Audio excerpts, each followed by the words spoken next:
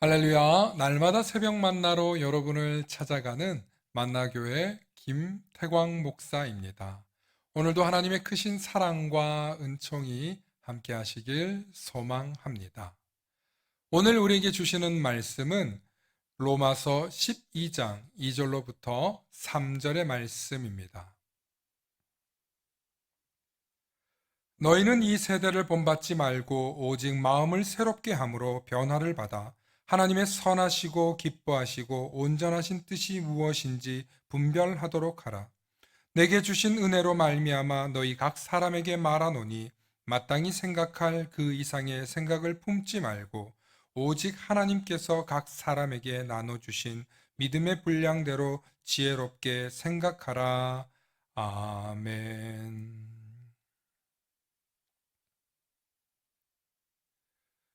오늘은 씨를 뿌리면 열매를 맺듯이 라는 제목으로 말씀의 은혜 나누고자 합니다. 프랑스 한 황무지에 부피에라고 하는 목동이 살고 있었습니다. 워낙 척박한 황무지라서 주로 양이나 염소를 돌보는 목동들 외에는 아무도 그곳에서 살려고 하지 않았습니다. 종종 찾아오는 여행객들도 걸음을 서둘러 그곳을 벗어나곤 했습니다. 하루는 부피에가 고작 이런 곳에서 3, 40마리의 양이나 키우려고 내가 살고 있나 하며 자신의 삶을 한탄하던 중이었습니다. 때론 자신이 저 양보다 못한 존재처럼 느껴질 때도 있었습니다. 그렇게 하루, 이틀, 1년, 2년이 지나다 보니 무엇을 해야 할까 생각을 하게 되었습니다. 그래, 나무나 심자 하는 생각에 열매가 될 만한 나무들을 심었습니다. 그렇게 나무를 어느 정도 심어 놓으니 황무지 같은 시골길이 제법 그럴싸해 보였습니다. 그 뒤 부피에는 작정을 하고 하루에 100개씩 도토리 나무를 심었습니다.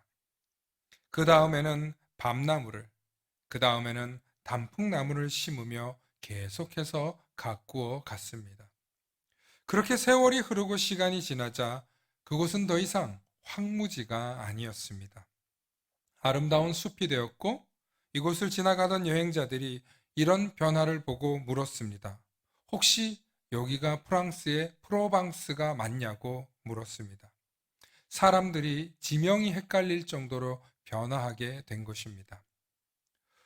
프랑스 남부 시골에 있는 환상적인 숲으로 유명한 프로방스가 바로 이곳입니다. 바로 이것이 부피에가 만든 숲인데 과거에는 황무지 같은 곳이었다는 것입니다. 하지만 아무리 황무지 같은 곳이라도 씨를 뿌리고 물을 주고 정성을 쏟아 열매를 맺으면 놀라운 변화가 일어나게 되어 있습니다. 사람도 마찬가지입니다. 사람의 생각도 언어 습관도 사람의 마음도 인간관계도 씨를 뿌리듯이 물을 주고 정성을 쏟으면 열매를 맺고 달라지는 놀라운 변화가 일어납니다. 세상의 많은 사람들은 이런 부정적인 말을 합니다. 사람은 안 변해. 사람은 죽어야 바뀌지. 라며 말하는 사람들이 있습니다. 하지만 진짜 그리스도인들에게는 그 말은 틀린 말입니다. 예수님의 제자들 역시 예수님과 같이 위대한 선생님이요 구원자이심에도 불구하고 공생의 3년으로는 변화하지 못했습니다. 그래서 역시 사람은 안 변해 하는 말이 맞는 말 같았습니다.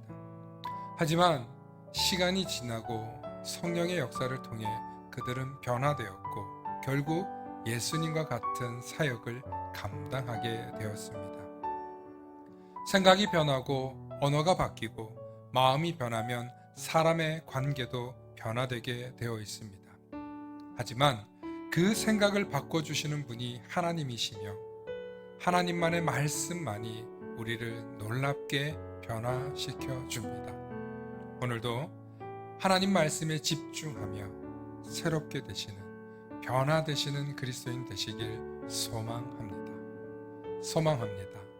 샬롬.